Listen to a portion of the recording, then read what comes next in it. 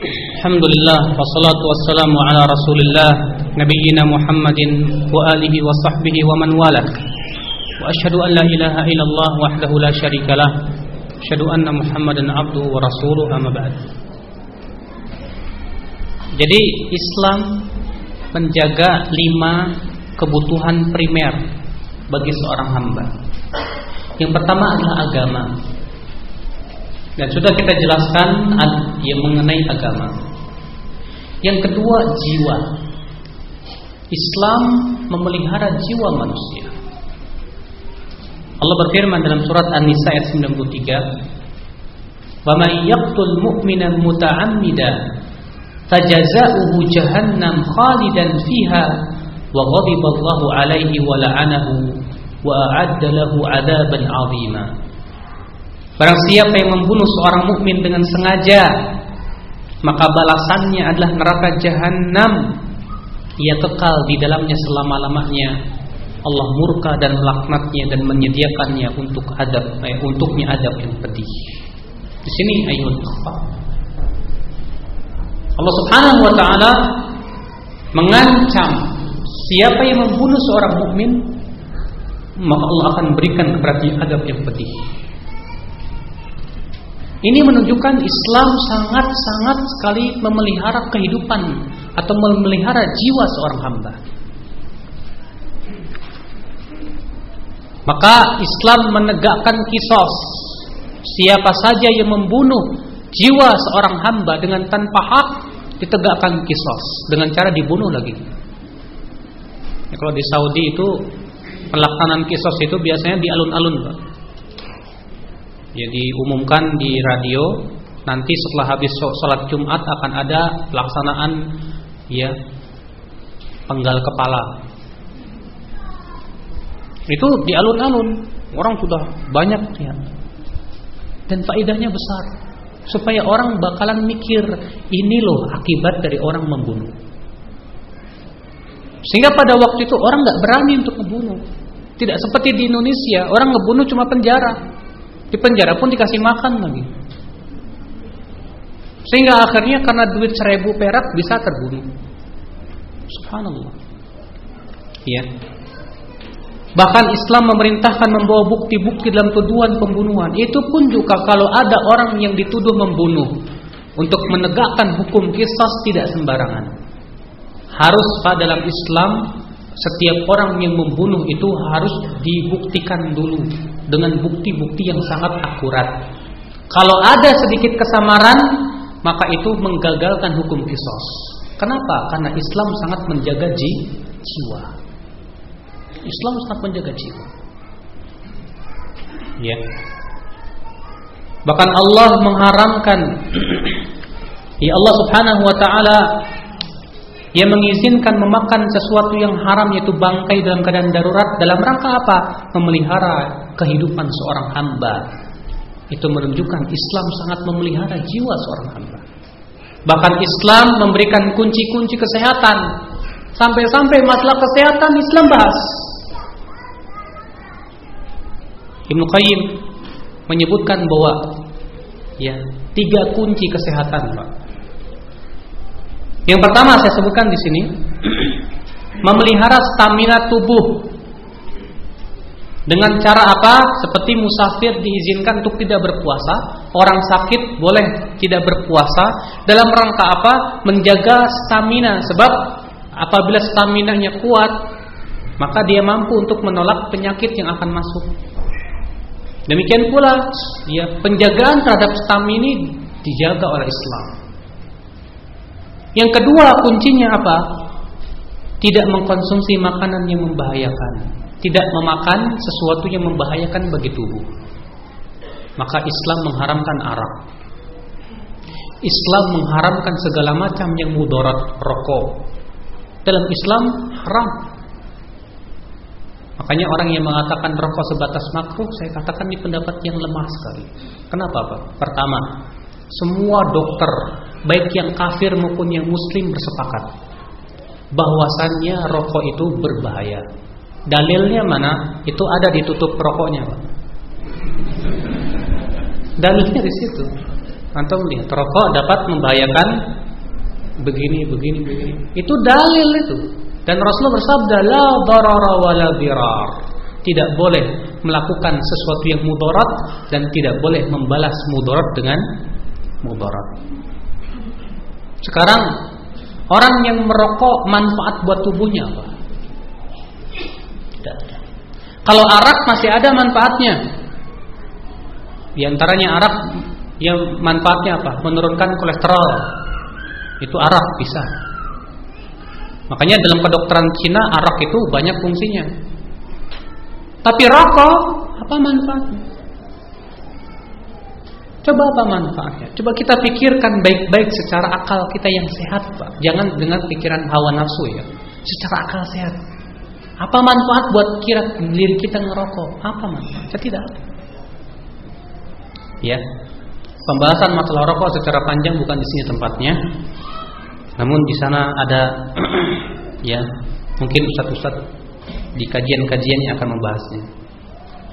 Yang jelas, lihat Islam melarang mengkonsumsi makanan yang membahayakan tubuh. Yang ketiga, Islam menganjurkan mengeluarkan unsur-unsur yang rusak dari dalam tubuh. Makanya Rasulullah SAW dianjurkan untuk berbekam. Tahu berbekam, Pak? Mengeluarkan darah. Sebutkan dalam hadis yang sahih, Rasulullah ketika Isra Mi'raj tidaklah bertemu dengan malaikat di langit kecuali malaikat itu berkata, ya Muhammad, alaika bil hijamah. Hai Muhammad, hendaklah engkau berbekam. Alhamdulillah mungkin di sini ada tukang bekam ya. Ini bukan iklan, Pak. Bisa laku nanti setelah ini. Di bekam itu manfaatnya banyak sekali. Kenapa? Karena dikeluarkan darah. Karena Pak, kebanyakan hampir seluruh bahkan mayoritas penyakit itu asalnya dari darah. Ketika darah itu dikeluarkan, darah yang rusak itu menyegarkan kembali. Bagus. Ya. Di antaranya juga dengan cara kata Ibnu Qayyim dimuntahkan. Dengan cara di antaranya juga mengeluarkan unsur yang rusak dengan dibocori, dimencretkan. Makanya antum yang makan keracunan terus langsung mencret, jangan makan entrostop. Justru akan membahayakan. Justru ketika makan keracunan orang mencret itu sedang proses pengeluaran racun-racun. Tapi kalau ente makan sesuatu yang bisa menyetop, racunnya tidak bisa keluar, bisa mati dia. Itu kedokteran Islam yang memberikan kepada itu. Islam memberikan kepada kita bagaimana yang menjaga kesehatan. Kenapa? Karena Islam sangat memperhatikan ya kelestarian hidup seorang muslim, jiwanya dijaga oleh Islam. Subhanallah. Lihat kedokteran bagaimana Rasulullah SAW dia dalam masalah tibbun nabawi kedokteran. Luar biasa. Ibnu Qayyim mengkhususkan satu jilid dalam Zadul Ma'ad di jilid yang keempat khusus tentang tibbun nabawi kedokteran ya Nabi sallallahu alaihi wasallam. Luar biasa, Pak. Islam lengkap semuanya, membahas semuanya. Adapun akal, maka Islam sangat memperhatikan akal dari beberapa sisi. Ini pun juga merupakan sesuatu yang sangat primer dalam kehidupan manusia. Pertama, bahwa Allah Ta'ala seringkali menyebutkan akal dalam kitabnya. Seringkali Allah berfirman, la'allakum ta'qilun, agar kamu berakal.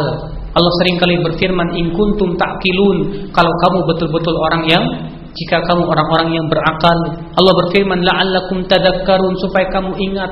Di sini Allah Subhanahu wa taala menyuruh kita untuk berpikir. Bahkan kalau antum baca Al-Qur'an dari awal sampai akhir, seringkali Allah mengajak akal untuk berpikir. Lihat, ketika Allah menetapkan akan adanya hari kebangkitan, Allah ajak pikiran kita. Allah berfirman, ya. Allah berfirman tentang kisah Ashabul Kahfi. Berapa tahun orang Ashabul Kahfi ini didirikan oleh Allah? 309 tahun. Dalam rangka apa? Untuk membuktikan bahwa Allah mampu untuk menghidupkan yang telah mati. Allah berfirman, alam yakun nutfatan min mani yumna, bukankah manusia itu tadinya berasal dari air mani yang terpancar? Thumma yakunu 'alaqatan fa khalaqa fasawwa, kemudian setelah itu Allah jadikan air alaqah, darah, segumpal darah, lalu Allah ciptakan dengan sempurna. Kemudian Allah mengakhiri, alaysa dzalika biqadirin ala ayyuhiyal mauta, bukankah itu menunjukkan bahwa Allah mampu untuk menghidupkan yang telah mati? Artinya kalau Allah mampu menciptakan kita dari setetes air mani, kemudian jadi manusia seperti antum-antum, maka bagi Allah untuk membangkitkan orang yang sudah mati lebih mudah. Lebih mudah. Allah mengajak berpikir, ya. Allah berfirman, alam tara, ya. Subhanallah, saya kalau lupa. Mengenai kisah Allah Subhanahu wa taala, apakah engkau tidak melihat al-ardo, ya, bumi yang tadinya kering kerontang, kemudian Allah turunkan hujan. Lalu kemudian dengan hujan itu Allah tumbuhkan berbagai macam tanaman.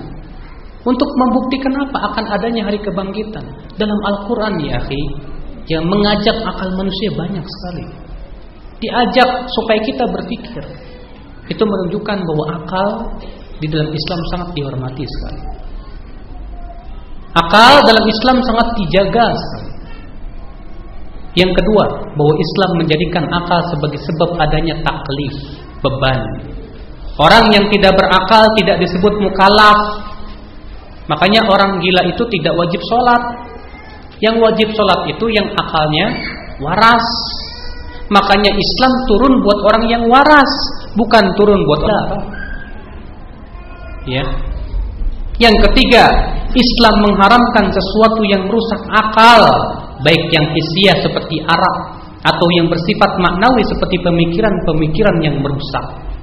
Namun ingat, akal dalam Islam hanya sebagai alat untuk memahami wahyu, bukan alat untuk menolak wahyu. Ingat, akal tidak boleh menolak wahyu, karena wahyu di atas akal. Terkadang akal tidak mampu untuk memikirkan sesuatu yang di luar kemampuannya. Sahih. Hancurnya akal manusia karena memikirkan sesuatu yang di luar kemampuan akal. Berbicara tentang Allah dengan akal, akhirnya apa? Kalau di IAIN Pak, ada namanya filsafat ilahiyah, filsafat ketuhanan. Jadi bagaimana mengenal Allah dengan akal, yang terkadang diberikan pertanyaan-pertanyaan yang merusak. Apa katanya? Banyak itu mahasiswa-mahasiswa IAIN kalau baru iplonco gitu kan, baru mahasiswa baru diberikan pertanyaan. Jawab pertanyaan, apakah Allah mampu untuk menciptakan sesuatu yang lebih sempurna darinya? Bila dijawab iya, mampu, berarti ada yang lebih sempurna dari Allah. Bila dikatakan Allah tidak mampu, berarti Allah lemah, dan Tuhan tidak boleh lemah. Terus jawabannya gimana? Maju ketak, mundur kena. Ini pertanyaan orang Yahudi. Jawabnya bagaimana? Jawabnya pertanyaan ente bid'ah. Kok bisa begitu? Iya, karena Allah berfirman, la yus'alu amma yaf'alu wa hum yus'alun. Allah tidak boleh ditanya tentang apa yang Allah perbuat, dan merekalah yang akan ditanya, kata Allah. Yang kedua, sesuatu yang diciptakan tak akan pernah selama-lamanya ya lebih sempurna dari yang menciptakan, abadan. Maka dari itu Pak, terkadang pertanyaan dengan akal-akal seperti ini akan merusak akidah seorang alim. Sehingga tidak aneh di IAIN Hidayatullah Bandung sampai ditulis di situ area bebas Tuhan. Di IAIN di sana di Bandung sampai ada orang berzikir anjing hu akbar. Kenapa? Akibat daripada ilmu filsafat, mengenal Allah dengan akal. Segala sesuatu semua dengan akal, sehingga akhirnya akal dijadikan sebagai sesuatu yang didewakan, bahwa akal itu segala-galanya. Adapun wahyu harus disesuaikan dengan akal katanya. Adapun ahlus sunnati wal jamaah tidak. Ahlus sunnah memandang bahwa akal harus mengikuti wahyu. Kenapa? Karena wahyu itu berasal dari Allah pencipta akal.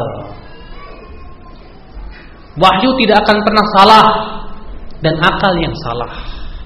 Makanya apabila terjadi pertentangan antara akal dengan wahyu, yang harus dituduh adalah akal dulu. Jangan dituduh wahyu dulu. Barangkali akal kita yang belum paham. Berapa banyak dalam Al-Quran dan hadis terkadang di luar kemampuan akal. Adanya azab kubur di luar kemampuan akal. Katanya, ya orang yang di dalam kubur, orang kafir, kalau ditanya oleh malaikat Munkar dan Nakir, kalau tidak bisa menjawab, kata Rasulullah, akan digendir dengan palu besi sehingga hancur. Ya.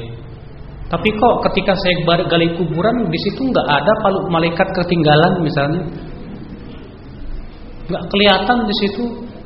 Yaitu kita katakan itu alam kubur beda dengan alam biasa, yang terkadang akal tidak menerima. Sahih. Makanya Pak, akal dalam Islam wajib tunduk kepada wahyu. Kenapa? Karena wahyu berasal dari Allah pencipta akal.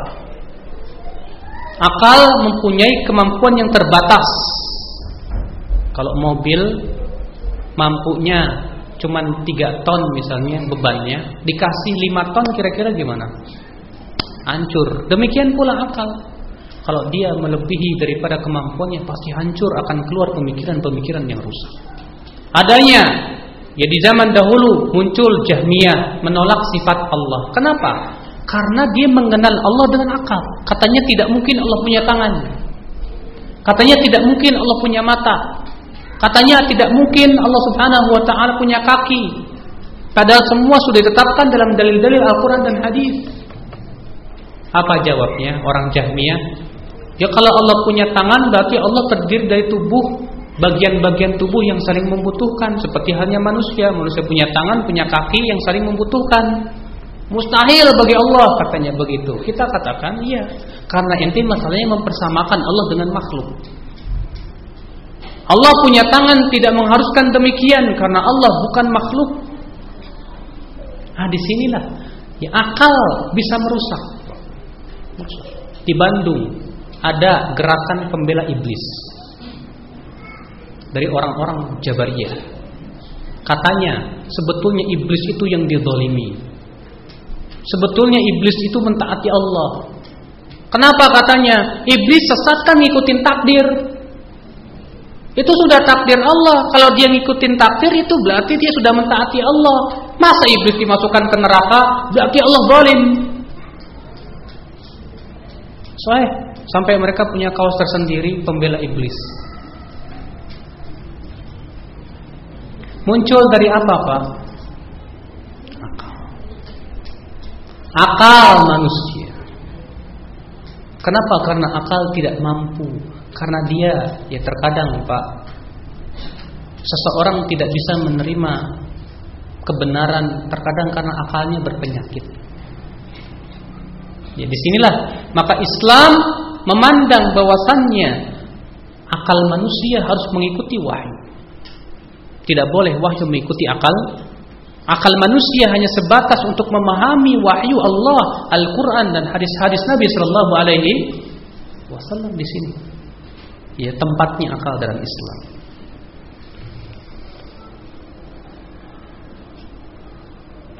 Ikhwatul Islam, adapun keturunan, maka Islam memerintahkan umatnya untuk memelihara kemaluan dan melarang zina. Islam melarang segala macam yang menjerumuskan kepada zina. Bahkan Islam menganjurkan untuk menikah. Rasulullah SAW bersabda, "Ya ma'syarasy syabab, man istata'a minkumul ba'ah falyatazawwaj." Ya, fa innahu aghaddu lil basar wa ahsanu lil farj, wa man lam yastati' fa 'alaihi bis-shaum fa innahu lahu wija. Wahai para pemuda, siapa di antara kalian yang telah mampu ba'ah itu kemampuan untuk menikah, baik fisik maupun mental, maka hendaklah ia menikah. Karena itu lebih menentukan pandangan, memelihara kemaluan. Siapa yang tidak mampu, maka hendaklah ia berpuasa karena itu perisai baginya. Lihat Islam. Islam menganjurkan pernikahan. Islam melarang segala macam hal yang bisa menjerumuskan kepada zina. Sampai mata Allah suruh ia tundukkan. Allah berfirman, wa qul lil mu'minina yaghuddu min absarihim. Katakan kepada kaum mukminin, hendaklah mereka menundukkan pandangan mereka. Sebab Pak, dari mana datangnya lintah? Dari sawah turun ke kali. Dari mana datangnya cinta? Dari mata turun ke hati. Kalau antum ya matanya jelalatan sana sini, yang terfitnah adalah hati.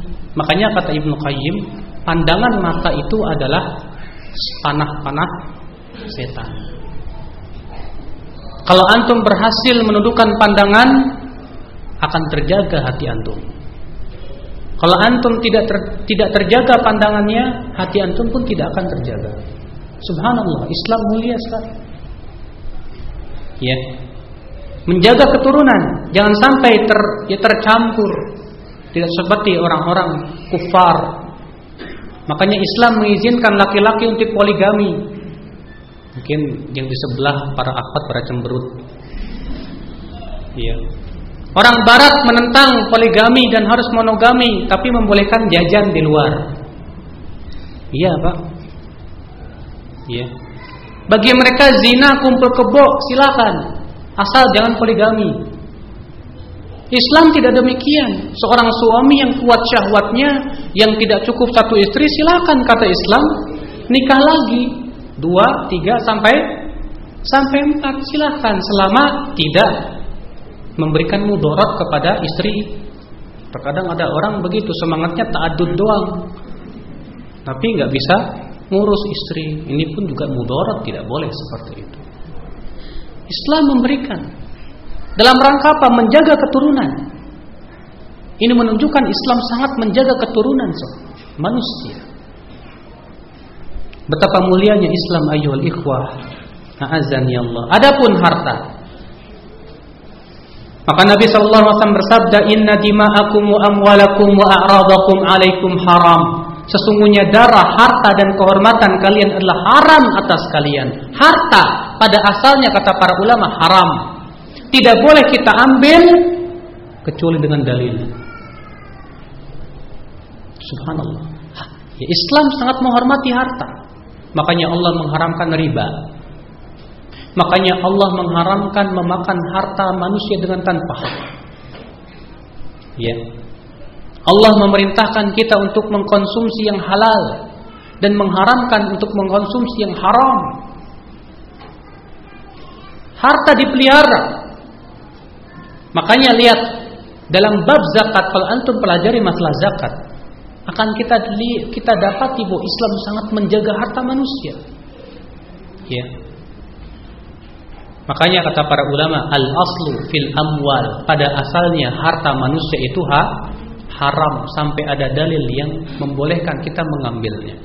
Maka dari situ, ya, saya katakan sungguh sangat aneh orang yang mengatakan bolehnya zakat profesi. Kenapa, Pak? Karena zakat profesi itu dalilnya tidak jelas. Bagaimana jelas? Saya mendengar langsung orang yang mengatakan zakat profesi, katanya bolehnya zakat profesi dikiaskan kepada zakat pertanian. Pertanian itu boleh dikeluarkan zakatnya ketika panen, dan itu sudah sampai nisab. Nah, orang yang gajian juga kayak seperti panen, katanya begitu. Jadi pas dia dapat gajian sama dengan petani panen, ini juga panen. Cuma ini panennya tanaman, ini panennya duit. Cuma aneh, yang menjadi sangat aneh, ketika ditanya kepada mereka berapa persen yang harus dikeluarkan, apa jawab mereka? 2,5%. Saya katakan 2,5% itu adalah untuk zakat emas dan perak, Pak. Kalaulah mereka mau jujur bahwa zakat pertanian itu sama dengan zakat profesi, yang namanya zakat pertanian itu nisabnya adalah 5 wasak. Satu wasaknya 60 sok. Satu soknya itu adalah 4 mud. Satu mudnya sekitar 625 gram. 5 wasak, satu wasaknya 60 sok. Satu soknya 4 mud. Satu mudnya sekitar 625 gram. Berarti kalau dikali-kali gimana? 5 kali 60 berapa, Pak? 300. 360 sok kali 4 1200. 1200 kali 625 gram. Jadi berapa semua itu? Hitung sendiri deh. Nah sekarang jujur saja, zakat profesi nisabnya segitu enggak? Mereka tidak katakan begitu. Sekarang kalau zakat pertanian itu ada 2 macam. Ada yang diairi dengan air hujan, ada dengan pengairan dengan hewan atau alat-alat irigasi yang mengeluarkan biaya. Itu dibedakan. Kalau yang dengan air hujan 10%, yang dengan itu 5%. Gaji ente diairi pakai apa? Jadi masalah. Kalau misalnya mau dikatakan ya udah dikiaskannya kepada emas dan perak. Emas dan perak itu emas misalnya, nisabnya 85 gram. Itu pun nunggu 1 tahun. Sementara dalam zakat profesi setiap gajian diambil. Ini jelas batil. Dalil mana yang mengatakan seperti itu? Makanya Pak, kita katakan pada asalnya harta itu haram. Bagaimana Anda bolehkan zakat profesi padahal pada asalnya harta manusia itu haram? Dalilnya sangat lemah sekali. Subhanallah, ikhwatul Islam. Ya. Jadi harta, Islam sangat menjaga harta manusia. Harta kaum muslimin tidak boleh kita mencuri. Makanya ya potong tangan buat mencuri itu ya hukuman yang berat buat mereka. Ya, orang yang makan riba berat ya, dosanya di sisi Allah. Kata Rasulullah, innal riba sab'una baban. Riba itu mempunyai 70 pintu. Yang paling ringan kata Rasulullah seperti mendatangi ibunya. Dan riba yang paling riba seseorang merusak kehormatan seorang muslim. Subhanallah. Islam agama yang sempurna. Ini adalah salah satu keindahan Islam. Nikmat yang sangat agung.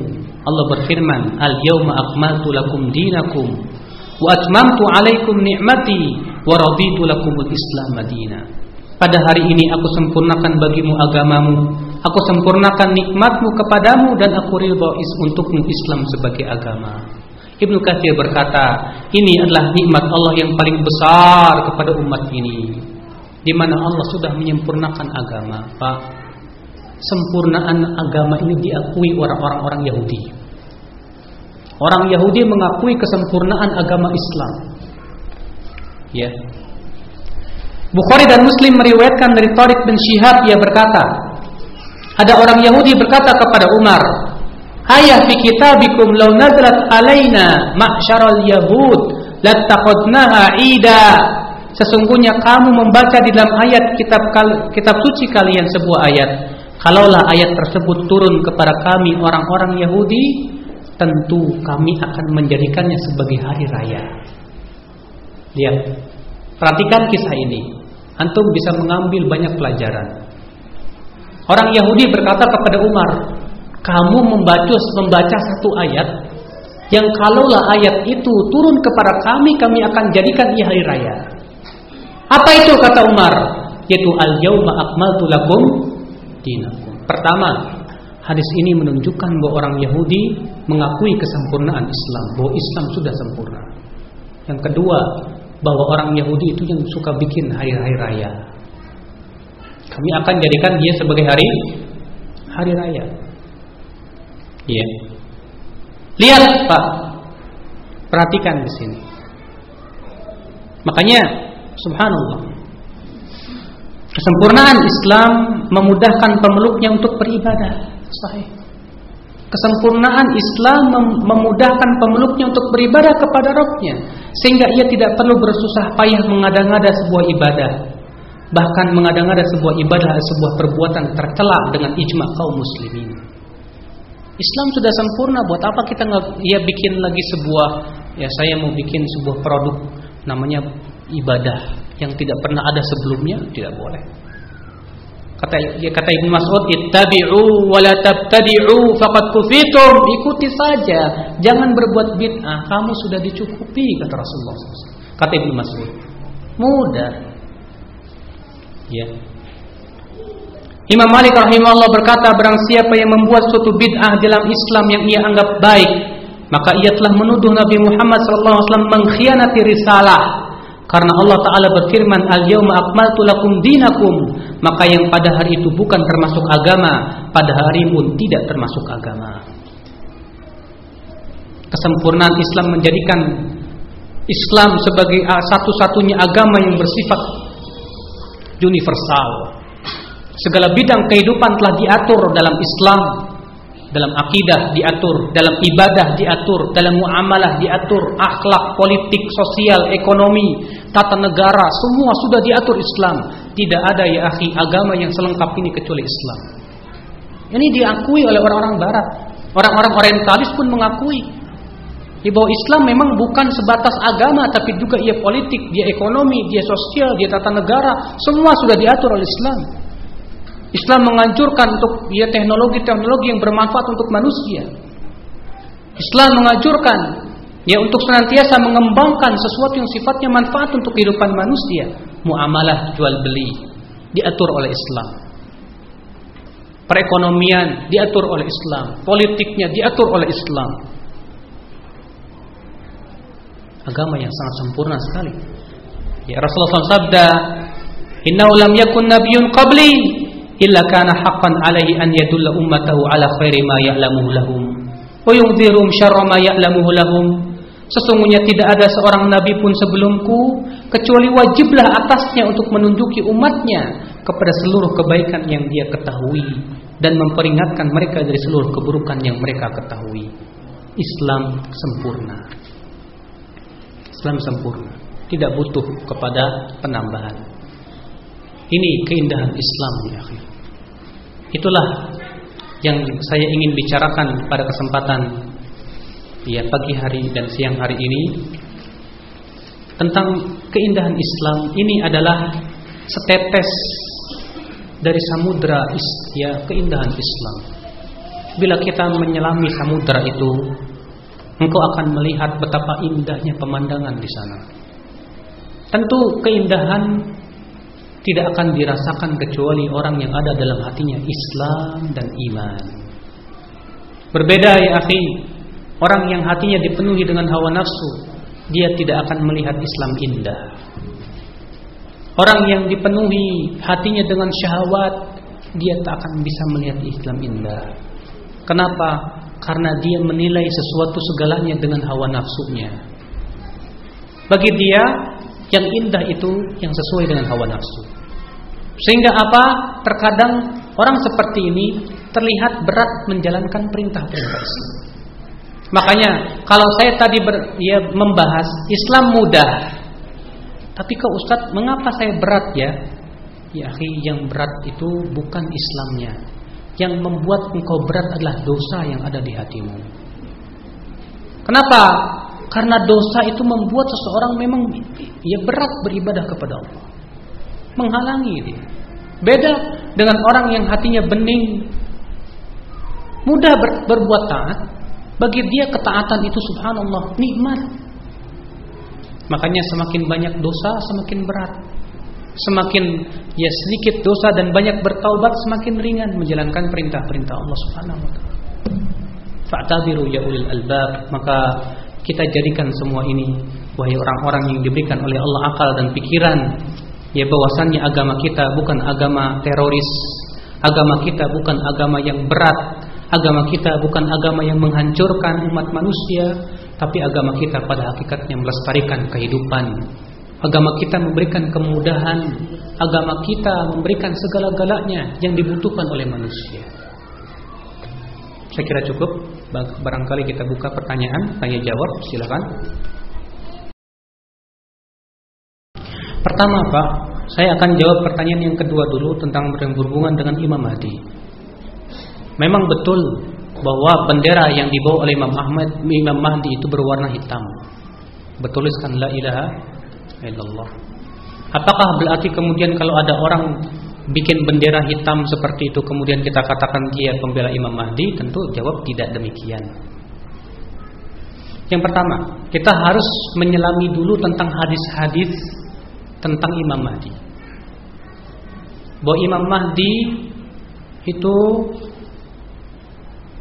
disebutkan dalam hadis dia muncul dari arah timur. Ya. Yang kedua, bahwa Imam Mahdi disebutkan dalam hadis yang sahih bahwa kerajaan Islam terakhir itu di Syam. Kerajaan Islam terakhir itu di mana? Di Syam, daulah Islam di sana. Tentu semua kita sepakat bahwa daulah Islam terakhir itu yang dipimpin oleh Imam Mahdi dan Nabi Isa kelak nanti. Dan Syam itu wilayah bagian Yordan, Syria, Palestina, ya, Lebanon, itu masuk semua dalam daerah Syam. Makanya Pak, ya, Imam Mahdi ada tanda-tandanya kapan ia keluar.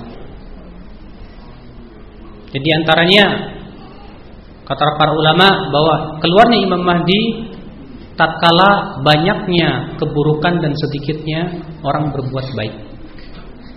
Pada waktu itu keluar Imam Mahdi. Karena juga keluarnya Imam Mahdi ketika terjadi perang saudara antara kaum muslimin. 3 pasukan semuanya anak khalifah. Setelah itu akan keluar dari arah timur, kata Rasulullah, membawa bendera hitam. Siapa yang melihatnya hendaklah ia membaiatnya, karena ia adalah Imam Mahdi yang kemudian dia akan menguasai dunia. Makanya kalau dikatakan ya bahwa orang yang memakai bendera hitam itu tampak atau tanda dia yang pembela Islam, tidak juga. Kita harus berhati-hati dalam masalah ini. Ya, kita harus jangan sebatas melihat bentuk atau warna bendera, tapi juga kita melihat bagaimana sisi akidah mereka, ya, ibadah mereka, kesesuaian mereka dengan contoh Rasulullah dan perjuangan para sahabat dan yang lainnya.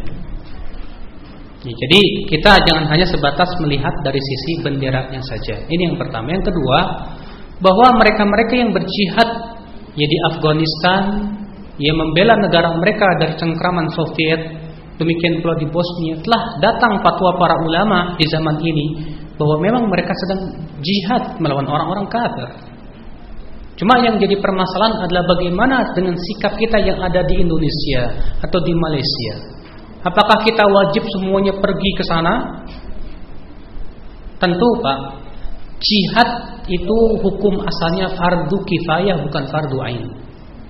Apabila telah dilaksanakan oleh sebagian kaum muslimin, maka gugur kepada yang lainnya hukum jihad itu. Makanya aneh kalau ada orang menggambar-gemborkan bahwa jihad misalnya ke Palestina itu fardu ain. Tentu kita ganti bertanya kepada dia, loh, antum kok masih di sini? Yang namanya fardu ain itu apa sih? Setiap kaum muslimin wajib melaksanakannya. Seharusnya dia pun yang ngomong sudah pergi duluan, gitu kan? Ya. Artinya antum semua, kita yang ada harus pergi semua, tinggalkan Indonesia. Ajib. Padahal ya Allah Subhanahu wa taala berfirman, "Wa ma kana al-mu'minuna liyanfiru kaffah." Tidaklah kaum muslimin tidaklah kaum muslimin berhak untuk pergi semuanya ke medan perang. Itu menunjukkan kata para ulama bahwa hukum jihad melawan orang kafir pada asalnya adalah fardu kifayah, bukan fardu ain. Ya. Yang kedua kata para ulama bahwa jihad itu harus dengan rayatul imam, bendera seorang pemimpin. Apabila itu dalam jihad difai, jihad talabi. Karena jihad kata para ulama ada 2 macam. Ada jihad talabi, ada jihad difai. Jihad talabi artinya menyerang, seperti yang terjadi di zaman Khulafaur Rasyidin, di mana melebarkan wilayah kekuasaan, negeri-negeri kafir dikuasai. Itu namanya jihad talabi, dan itu disyaratkan harus ada daulah Islam dan ya pasukan yang kuat. Pemimpin kaum muslimin maksudnya, pemimpin kaum muslimin. Nah, karena jihad ini berhubungan dengan hak kepemimpinan, maka para ulama mengatakan tidak boleh kita berjihad kecuali dengan seizin pemimpin, imam. Maka kalau pemimpin kaum muslimin mengizinkan, silahkan dia pergi. Kalau tidak, maka tidak boleh. Makanya Al-Imam Al-Hasan Al-Basri berkata, "Hum yalunana fi khamsati umur." Mereka para pemimpin mengurus kita dalam 5 perkara. Yang pertama, salat Jumat. Yang kedua, salat berjamaah. Yang ketiga, Idul Fitri, Idul Adha. Yang keempat, penegakan had. Yang kelima, pelaksanaan jihad.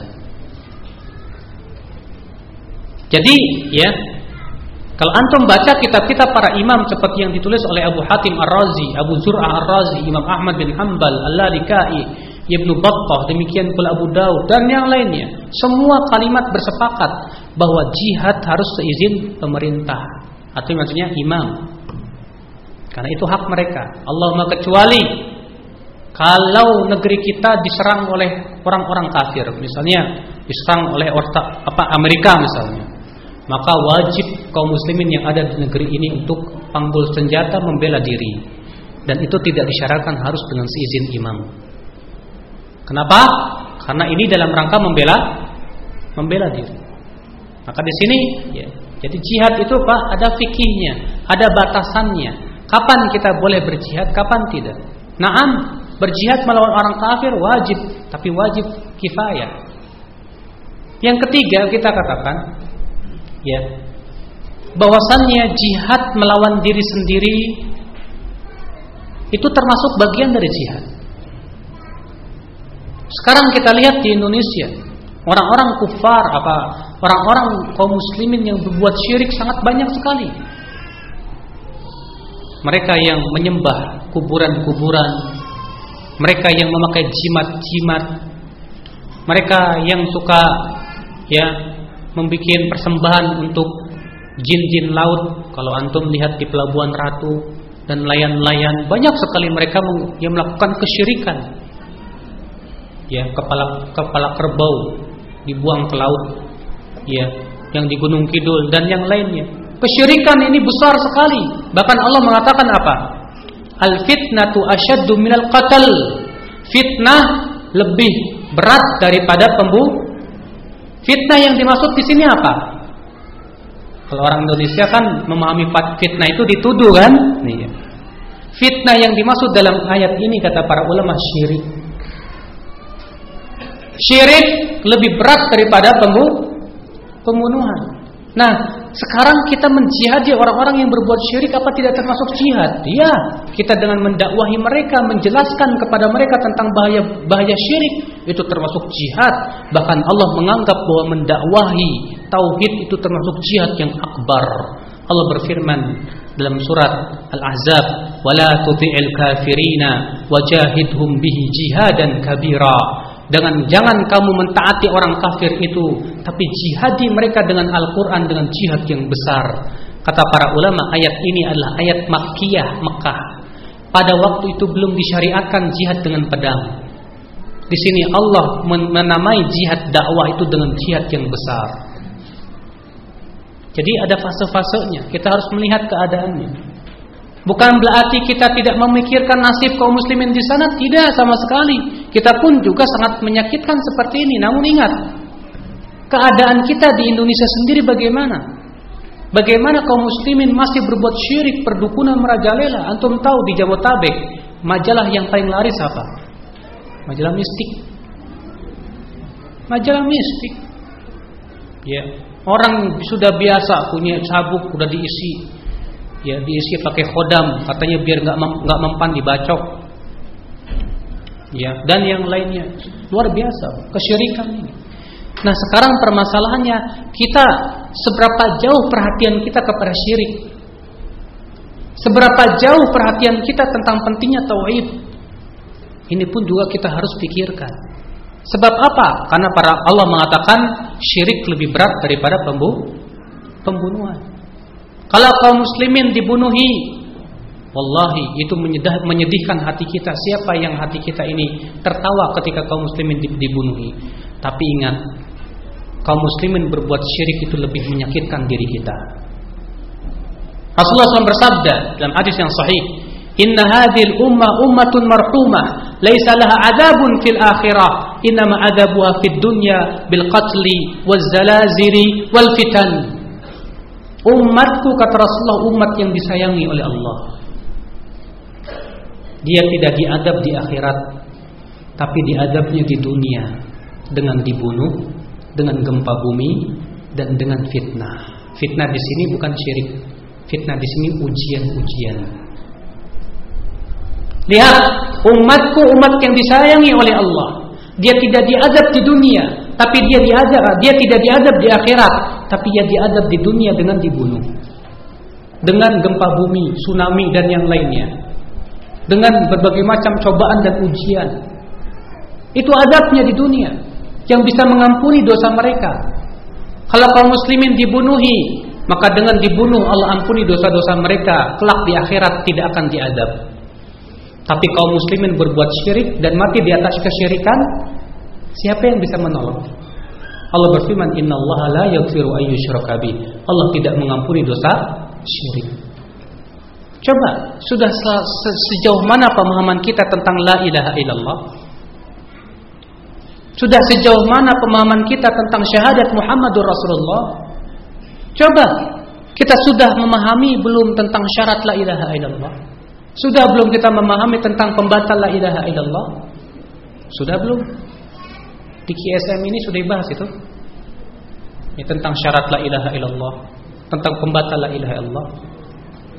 Penting sekali itu. Sangat penting. Makanya ya, masalah seperti ini jangan dianggap sepele. Tegaknya Islam dengan tauhid. Allah berfirman, "Wa'adallahu alladhina amanu minkum wa 'amilus shalihat la yastakhlifannahum fil ardi kama istakhlafal ladzina min qablihim wa la yubaddilannahum wa la yumakkinanna lahum dinahum alladzi irtadha lahum wa la yubaddilannahum min ba'di khawfihim amna ya'budunani la yusyrikuna bi syai'a." Allah berjanji untuk orang yang beriman di antara kamu dan beramal saleh. Untuk apa janjinya? Allah akan berikan khilafah kepada mereka, sebagaimana Allah memberikan khilafah kepada orang-orang sebelum mereka. Allah akan teguhkan agama mereka di atas bumi ini, dan Allah akan gantikan rasa takut dengan rasa aman. Kapan? Dalam keadaan mereka menyembah Allah saja dan tidak berbuat kesyirikan. Perhatikan ayat ini. Ini adalah syarat tegaknya kejayaan umat. Mentauhidkan Allah dan menjauhkan kesyirikan. Coba kita lihat, kalau antum alhamdulillah termasuk orang yang tidak mempersekutukan Allah, sudah paham tauhid, keluarga antum sudah belum? Bapak, ibu, istri, anak. Kalau alhamdulillah keluarga antum sudah, RT antum sudah belum? RT sudah, Pak. RW belum? Belum lurahnya. Susah. Jangankan buat ngedawain satu RT, buat ngedawain keluarga sendiri susah terkadang. Terkadang kita ngurusin buat diri sendiri nggak bisa, mau ngurusin daulah negara yang sangat besar. Ya akhi, coba kita perhatikan di sini. Makanya sudah saya tekankan tadi bahwa perbaikan itu harus dimulai dari diri kita sendiri. Setiap kita harus ada kemauan untuk merubah diri. Setiap kita harus ada kemauan untuk merubah diri kita. Kita jangan ridha ya akhi terus menerus seperti ini keadaannya, jauh dari Allah, jauh dari agama, jauh dari ketaatan. Jangan ridha. Harus kita ada kemauan yang keras. Ya kalau antum begitu keras ya kemauan untuk cari duit, kenapa antum tidak keras pula untuk cari pahala akhirat? Bukankah itu lebih baik dan lebih kekal? Wal akhiratu khairu wa abqa. Ya akhirat lebih baik dan lebih kekal kata Allah Subhanahu wa taala. Allahu a'lam. Sudah saya bahas sebetulnya tadi Pak bahwa zakat profesi tidak ada. Kenapa? Pertama, karena pada asalnya yang berhubungan dengan harta itu adalah hukumnya haram. Tidak boleh kita ambil harta orang kecuali dengan dalil yang jelas. Dan sudah saya bahas juga tadi bahwa dalil zakat profesi sangat lemah sekali. Alasannya karena dikiaskan kepada zakat pertanian. Padahal Pak, uang dengan tanaman ini nggak mungkin bisa dikiaskan, tidak sama ilatnya. Tanaman itu ilatnya itu ditimbang, kalau uang itu tidak ditimbang. Bagaimana akan mengkiaskan sesuatu yang berbeda? Padahal syarat kias itu harus sama ilat. Kalau ilatnya berbeda, itu kias yang batil jelas. Kalau dikatakan, kalau begitu uang dikiaskannya kemana Ustadz? Dikiaskan kepada emas. Nah kalau emas cara pengeluarannya bagaimana? Pengeluarannya ditunggu sampai nisabnya 85 gram. Kalau sudah sampai 85 gram ditunggu 1 haul, 1 tahun. Setelah 1 tahun baru dikeluarkan zakatnya 2,5%. Zakat profesi per tahun apa per bulan Pak? Per bulan batil. Ya tidak bisa. Makanya ya saya katakan zakat profesi itu termasuk memakan harta manusia atau mengambil harta manusia dengan tanpa hak. Karena ya Rasulullah mengatakan sesungguhnya darah kalian, harta kalian dan kehormatan kalian itu haram atas kalian. Rasulullah mengatakan harta kalian itu haram atas kalian. Maka aneh kalau orang kata saya katakan tadi aneh kalau ada orang mewajibkan zakat profesi, dalilnya sangat lemah. Naam. Tolong menjelaskan firman Allah, katakan Muhammad inilah jalanku. Aku berdakwah kepada Allah di atas basirah, aku dan orang-orang yang mengikutiku. Jelas sekali ayat ini. Katakan hai Muhammad, inilah jalanku. Apa jalannya Rasulullah? Aku berdakwah kepada Allah. Perhatikan Pak kata-kata aku berdakwah kepada Allah. Mengeluarkan, ada orang dakwah kepada partai, ada orang dakwah kepada kelompok, ada orang dakwah kepada organisasi, ada orang dakwah kepada diri sendiri. Allah mengatakan aku berdakwah kepada Allah. Artinya aku berdakwah kepada agama Allah. Itulah dakwah yang hak. Ya. Kemudian Allah mengatakan di atas basirah. Apa itu basirah? Para ulama menyebutkan basirah itu adalah al-ilmu, ilmu yang dalam. Dari kata-kata basara artinya melihat, seakan-akan ia melihat dengan mata kepala saking dalamnya ilmu. Itu menunjukkan bahwa orang yang berdakwah harus di atas basirah. Ya. Di atas basirah aku dan orang-orang yang mengikutiku. Ini menunjukkan para rasul itu mereka semua di atas basirah. Ya. Inilah. Maka sekali lagi Pak, di zaman sekarang banyak orang-orang yang mudah sekali memposisikan diri sebagai dai, sehingga akhirnya yang keluar adalah berkata tanpa ilmu. Yang seperti ini kata Rasulullah, fadallu wa adallu, sesat menyesatkan. Saya seorang istri dan sekaligus seorang ibu, hampir 7 tahun saya hidup bersama suami. Tapi sampai saat ini saya tidak merasakan kalau suami sebagai imam buat saya dan anak saya. Setiap keinginan dan ketidaksukaan saya sudah saya sampaikan kepada suami, tapi tak kunjung ada perubahan. Pak Ustadz, berdosakah saya jika saya menginginkan perceraian? Karena saya tidak merasakan kebahagiaan dengan suami. Saya tersiksa karena apa yang saya dambakan sebagai seorang istri tidak dapat dia penuhi. Ibu, kalaulah suami ibu masih memberikan nafkah yang kewajiban itu suami, maka alhamdulillah. Kalaulah suami ibu itu masih melaksanakan hak-hak ibu sebagai seorang istri, alhamdulillah.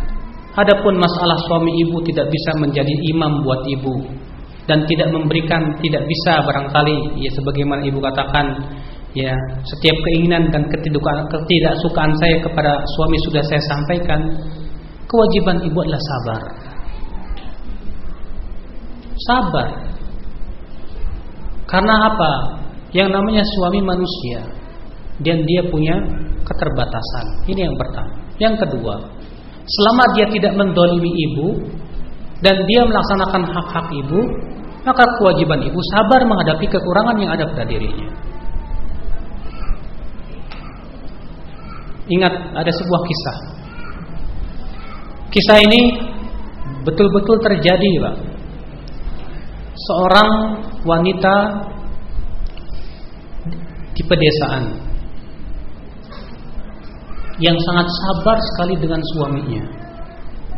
Padahal suaminya itu bisa dikatakan kejam pada dirinya. Dia suka dicaci maki. Terkadang suaminya nggak ngasih makan dan yang lainnya. Tapi dia sabar sampai kemudian dia meninggal dunia. Setelah tua tentunya.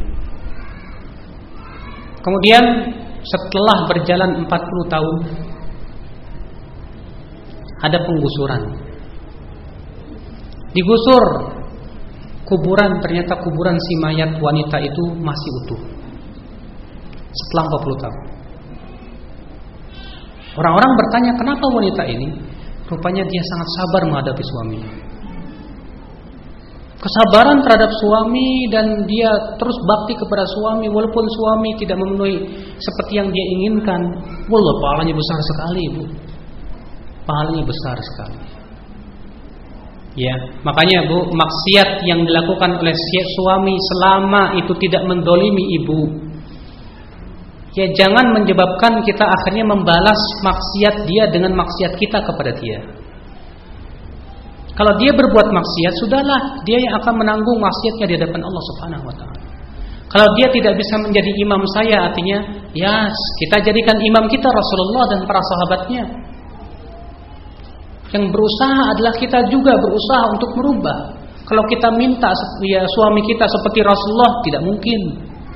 Kalau kita minta suami kita, ibu ya seperti ustadz misalnya, siapalah suami kita ini?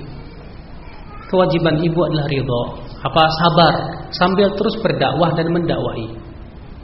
Wallahi kalau ibu terus sabar dan berdoa, insya Allah di balik kesulitan akan ada kemudahan. Fa inna ma'al usri yusra, inna ma'al usri yusra. Makanya ya, jangan mudah untuk minta cerai, apalagi hanya sebatas karena suami tidak bisa jadi imam buat ibu, tidak bisa memberikan bimbingan misalnya kepada ibu. Ya, kewajiban ibu adalah berusaha. Kalau memang selama suami masih memberikan nafkah, ya lahir dan batin, alhamdulillah. Bagaimana kiat-kiat untuk menghilangkan suudzon kepada seseorang? Memang sudah fitrah wanita, suka suudzon sama suami. Betul, Pak.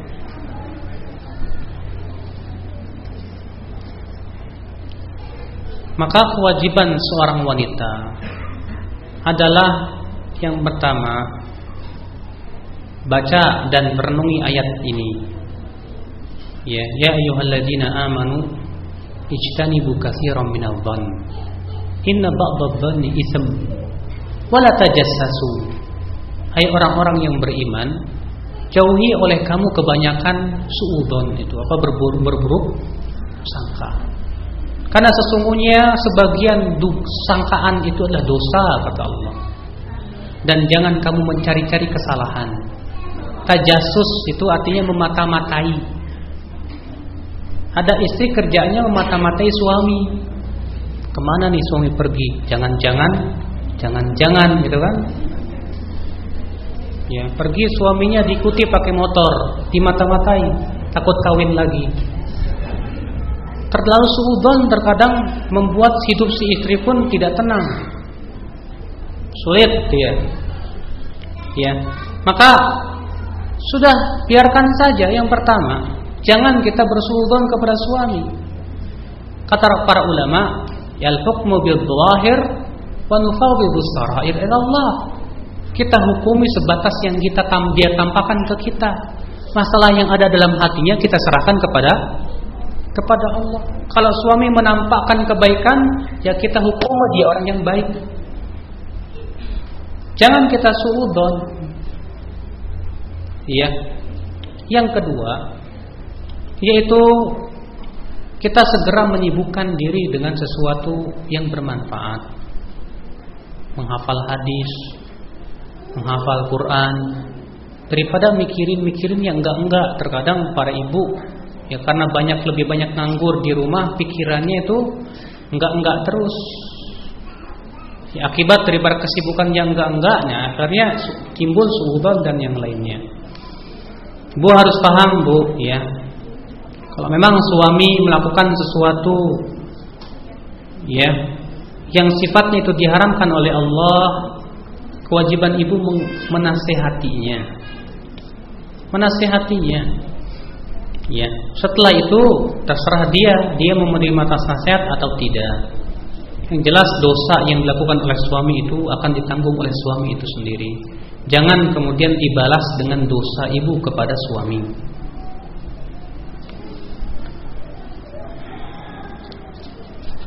Islam sangatlah indah dan tidak memberatkan umatnya. Di tempat saya tinggal sekarang ini, kaum akhwat selalu membuat amalan-amalan yang tidak sunnah. Setiap pengajian selalu membacakan ya, dan sebulan sekali mengadakan zikir-zikir dengan seorang ustaz, dan ini dihadiri oleh kaum akhwat semua, sedangkan ikhwannya tidak ikut. Di sini saya sebagai warga, apakah saya bisa ikut karena saya sekarang sudah dikatakan pengajian sudah lain, karena saya tidak ikut lagi setelah mengenal ya dakwah ini. Pertama, Bu, Bapak dan Ibu-ibu sekalian, ketika kita mengetahui sesuatu itu sunnah atau bid'ah,